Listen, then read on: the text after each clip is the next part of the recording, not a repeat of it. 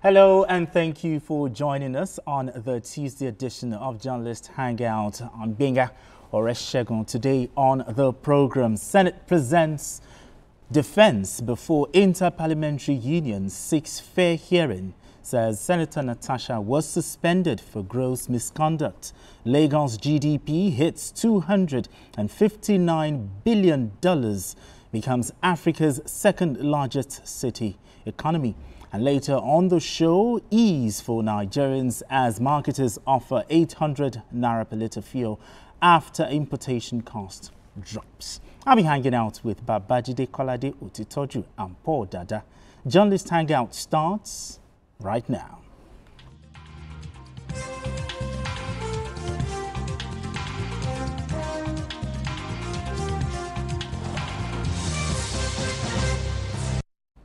Now let's begin the conversation. Political power struggles often transcend national borders, drawing the attention of global institutions. This is the case of Senator Natasha Akpoti-Uduaghan's suspension from the Nigerian Senate, which has now reached the Interparliamentary Union (IPU), seeking international intervention. She alleged that her suspension was unjust. However, the Nigerian Senate has defended its decision before the IPU, insisting that her removal was not linked to sexual harassment claims but to gross misconduct against the upper chamber. The Senate leader, Okpeyemi Bamidele, conveyed this position in a letter read by Honorable Kafilat Ogbara at the IPU event, while reaffirming Nigeria's commitment to justice and fundamental human rights. Ogbara emphasized that the country takes allegations of sexual harassment seriously. The IPU, after hearing Akpoti-Uduaghan's case, has assured that it will review the matter, considering all sides before taking further action. Now let's hear from Honorable Ogbara. I have been mandated by the Nigerian National Assembly to present a response to Senator Natasha Akpoti-Uduaghan's speech delivered at the 69th session of the United Nations Commission on the Status of Women. In response to the call by the President of the Interparliamentary Union, IPU Right Honorable Tulia Axen, to hear both sides of the matter, I have received a letter from the Nigerian Senate in my capacity as the chairman of the House Committee on Women Affairs and Social Development of our Parliament in Nigeria, and the parliamentarian representing Nigeria at this conference. In the spirit of transparency and fairness, I now wish to read this letter from the Senate in its entirety, and it is crucial that all perspectives are heard and that all aspects of the situation are duly considered. And the next voice you'll be hearing from here will be the voice of the Senate leader of the Senate, Senator Okpeyemi Bamidele, CON, the leader of the Senate, Federal Republic of Nigeria. Senator Natasha Akpoti-Uduaghan was suspended for gross misconduct and unruly behavior, and not as a result of allegation of sexual harassment or assault. The authority of the Senate of the Federal Republic of Nigeria firmly rebukes the deliberate misinformation and false narratives being circulated by certain media organizations regarding the six-month suspension of Senator Natasha Akpoti-Uduaghan.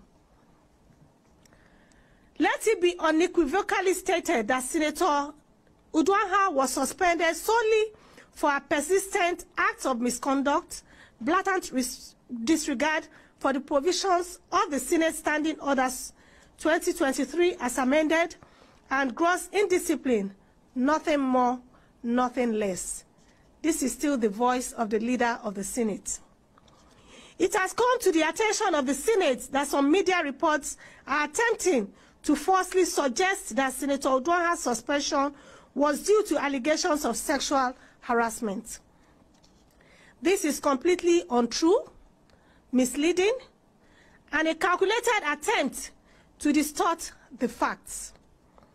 If Senator Uduaghan had strictly followed our guiding principles, the Senate would have treated her petition based on merit in line with its practice, but she never obeyed the established practices of the institution where she was serving. The facts of the suspension. This is still the voice of the Senate leader. Senator Uduaghan's suspension was a decision of the Committee of the Whole Senate, following the submission of a report by the chairman of the Senate Committee on Ethics and Privileges. The report found her guilty of violating sections 6.1 and 6.2 of the Senate rules and recommended her immediate suspension. The disciplinary action was a response to her repeated violations of legislative decorum, including 1, refusing to sit in her assigned seat during plenary on the 25th February 2025, despite multiple pleas from the leadership and other ranking senators, an act of open defiance and disorderly conduct. 2, speaking without being recognized by the presiding officer in clear violation of parliamentary practices and procedures on the 25th February 2025. 3, engaging in unruly and disruptive behavior, obstructing the orderly conduct of Senate proceedings. 4, making abusive and disrespectful remarks against the leadership of the Senate. 5, defying and refusing to comply with the summons of the Senate Committee on Ethics and Privileges mandated to investigate cases of misconduct. These actions represented a direct challenge to the authority of the Senate and a violation of the Senate Standing Orders 2023, as amended, that govern the business of the Senate and the conduct of its members. Contrary to the false claims being circulated, Senator Uduaghan was not suspended for making any sexual harassment or for submitting a petition. The Senate remains committed to upholding discipline, order, and parliamentary ethics. No senator, I repeat, no senator, regardless of status, gender, or political affiliation, is above the rules of the Senate. Senator Uduaghan's suspension was a direct consequence of her actions and nothing else. All right, BK, now you heard it. But talk to me, what do you make of the Senate's response and clarification, especially to Senator Natasha Akpoti's visit to the IPU as presented by Senator Akpoti-Uduaghan? Yes, I think this was the right thing to do. Okay. To put what happened in proper perspective. And to effectively contextualize what happened, because Senator Natasha gave the impression that she was suspended because she made the allegation. Okay. But she knew.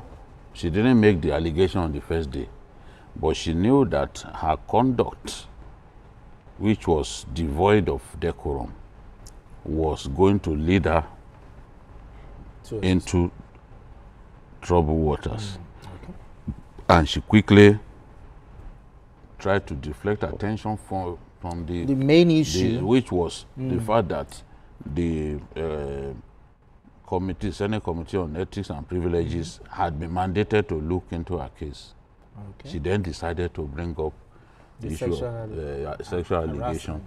Now, if you are a male senator, any senator for that matter, if you refuse to sit at the where you were assigned, on a day that other people were moved and they all moved, you don't have two heads. You don't go around with two heads. Okay. In fact, I've not seen anybody with two heads, except Siamese twins. And you can't call Siamese twins one person. Exactly. So, on a day that others were moved and they moved, you chose to pick offense, assuming that you are too big to be moved. And that was why I came here. I listed at least 15 senators who had been moved. Okay. Some of whom had become governors in their states before going to the Senate. Senator Tambuwal was moved. Okay. He was not only governor in the state, he was Speaker of the House of Reps. Sure. So, how many people can be more distinguished than Senator Tambuwal? He had been, even as a young man, he was principal officer in the House of Reps during the time of Ete. At that time, he was whip of the House of Reps. At that time, Dino Melaye, not Dino Melaye, Dino Melaye was the spokesperson of the Ete leadership of the House of Reps. As distinguished as Senator Tambuwal is, he was moved, he agreed to be moved. Okay. And then someone got up and was raising hell over the fact that they changed their seat. There is no heart by which you can say that the Senate president moving your seat constitutes persecution or a desire to silence you, because it's just a routine to other people get moved. Other people get moved and nothing happens. So in this case, you can see how Kafilat Ogbara, she didn't get a chance to speak on the day she made this allegation. Exactly. Meanwhile, as the leader of the Nigerian delegation, she was the one that's supposed to speak. You snookered her, took her time illegally, and they didn't have a chance to defend themselves on that day. They all wanted to talk. But I'm happy that another chance was provided where the Senate leadership effectively addressed those issues. And I'm happy because they do not, the leadership of IPU do not reason like some of us here. For us, everything has to be based on sentiment. And the woman said, oh, we will not take a decision until we have heard from the other side. You are not going to, if you like, shed tears capable of filling a bucket, they will still hear from the other side. That is the impression that they gave. And we've had Senator Kafila, a very beautiful woman in her own right. That's to those who know who a beautiful woman is. A beautiful woman in her own right. As well. And we've seen many of them. We've seen many beautiful women in the National Assembly. We've seen Senator Gwemi Saraki, Senator Nenadi Usman, so many of them. Kairat Abdurazak, Gwadabe's wife, you know? So, Ogbara, she stated the position, and you know, looking at her, you see that she's happy to express the position of the Senate leadership, though she belongs to the House of Reps representing Kosofe, you know, where our office used to be. So it's a thing of joy for me. This is what we want. Let there be fairness. Don't nail a man to the cross until you hear from him. Both sides, exactly. Don't do it. I see people do it every time, and a lot of times they are put to shame in the final analysis, because time, as I always say, is a gentleman. Time will show the truth. It is not usually the first person to report a case that is the truth, that is innocent. This is not, in the classical Nigerian way of doing things, the first person to run to the police to report a case is usually deemed as the innocent person. Meanwhile, he may have actually started the crime. So what we are saying, no one is saying, and I've repeated this a number of times, no one is saying Akpabio did not do it, or is incapable of doing it. I will not sit here and be so foolish as to say, no, he cannot do it. No, I won't do that. But the point that we are making is provide evidence. Don't just go about trying to, you know, play on our emotions. Sentiments and all. Some of us will never waste our emotions on things like this until we see concrete evidence. Yes, the evidence. It deserves to defend himself. And the IPU has provided him a chance to defend himself. So I'm happy, and we are still waiting. Let the matter go to court. People talk about, oh, the need for an independent, which independent panel can be better than our courts? An independent panel can give a make a decision that will not be binding, because it does not have legal backing. So the court still remain the best place for Natasha to go. And I've been saying this for 48 hours. Let Natasha take this matter to court. That is where she can, because you can't go before the same Senate and expect that you get justice. In any case, if they serve justice, you may still say, no, you are not convinced that that is the true version of justice. So go to court. Go to court. Take the concrete evidence that we hear people talk about. Take it before the court. All right, Paul. First of all, what do you make of the Senate's defense on this? And also, you were not here yesterday, but I just want to have your own thoughts on this, because the IPU is not an adjudicatory body. Yeah. Most of the things that come out is just, you know, recommendations. Why did she even go there? Well, Nigeria is a member of the IPU, and well, you know, perhaps there are certain sanctions, like probably like maybe expulsion or something, or suspension that the IPU may give. I don't know their rules anyway, that the IPU may give to the Nigerian parliament. That said, over this matter. No, I mean normally, no, not over this matter. No, what I'm trying to say, no, not over normally. I'm just saying. But on this issue, the Senate said what we have said. I was not here yesterday, but I was here last week, and we discussed this particular issue. Okay. I did say that people just mix emotion with facts. You know, especially on social media. Okay. Social media is just an upgrade of newsstand. People that stand by the newsstand, jobless, high people that stand, you know, free readers association. You know, people that I don't know how the vendors cope with them, because they will not pay, they will not buy newspapers, they will just stay there and talk and pontificate over things they don't know. So I see a lot of people on social media say all sorts. They're able to separate the issues. We watched the clip. She was told, go. It started from my seat has been changed. Okay, you want to talk, go to your seat. Go to your, you can't even be recognized. You must, Senate rule says you cannot speak from a seat that is not assigned to you. We saw it. Okay, then she said she had sexual harassment allegation, a petition. You cannot sign. In fact, remember that Akpoti had already taken it in. I mean, accepted the petition. Until someone raised it and said, look, this is against Senate rules. Go get someone to sign it. Now, the issue is this. They are separate issues. Now, if you want to talk about the sanction that the ethics committee, you know, that the Senate actually adopted, you can, well, we have also said it here that it's too harsh, you know, it's too, but that's not the issue.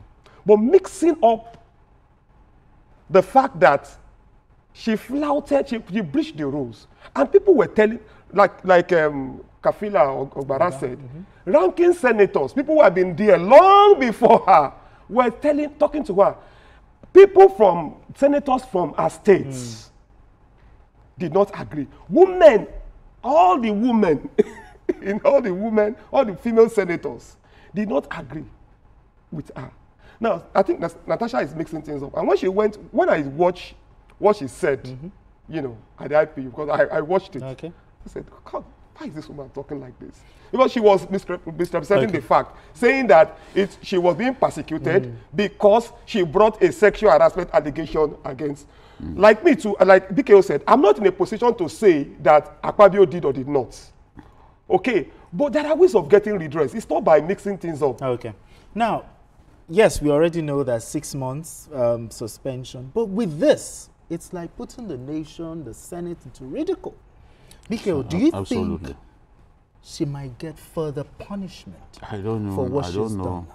I think some senators try to asked for some form of resolution of the matter. Yes, that is, she apologized. And it was shut down yesterday. They said, no, let her finish the 6 months. Yes, suspension. And people like Senator Oshomole were of the view that if the Senate quickly put together a peace committee now, it will seem like the Senate is weak. Therefore, she should, yes, yesterday, and the Senate, therefore, let her serve the punishment. I believe that 6 months is too harsh, and it's not the first time that I will come here to say long punishment or suspension for lawmakers is not good, because it's the constituents that get to suffer. You know, when it happened here in Lagos, I opposed it.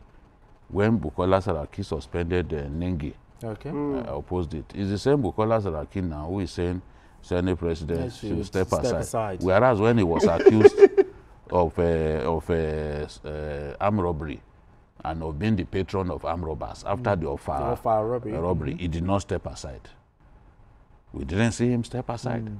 So people suggest to others what they would not do if they were in their position. So this is Nigeria for you. We have politicized this matter. It is about the sanctity and the integrity of the upper chamber of the Nigerian legislature. It's not about Akpabio. Akpabio won't be there, whatever. True. Very soon, it could be gone. So, but we can't have a Senate where somebody will stand up when he's ruled out of order or she's ruled out of order, she will keep talking. We can't have that kind of... there should be some sort of... Even we that we are not Senate, when we are not Senate, when we do our meetings here at TVC, and the CEO says, enough, I've heard you, you don't keep talking. That's why the fact that all of us, as directors, we are older than her. We know that, okay, this is a position of responsibility. Exactly. Has been given to her. We must respect the office. It's nothing personal. It's the office. It's about the office. It's not just the person, the office. Yes, it's about the office. Even if it's a teenager that is put there, you must respect that person. Office. So you cannot, if everybody keeps talking, they will lose control. And we don't want to have that. I insist that all of the men who have been suspended in that Senate, nobody went that far. Nobody. Exactly. Senator Ndume is a very hot-headed person, but he has never gone that far. Absolutely. All right, gentlemen. I'm sorry. Because of our time, okay, let's move straight to our next conversation. Maybe you want to add something of value. Okay. The issue of the call for the man to excuse himself does not make sense. Because what she was removed for, what she was suspended for, she committed that infraction before the committee of the House. And when the ethics committee took that decision, all Akpabio did was to subject it to a voice vote. Okay. And the highs had it.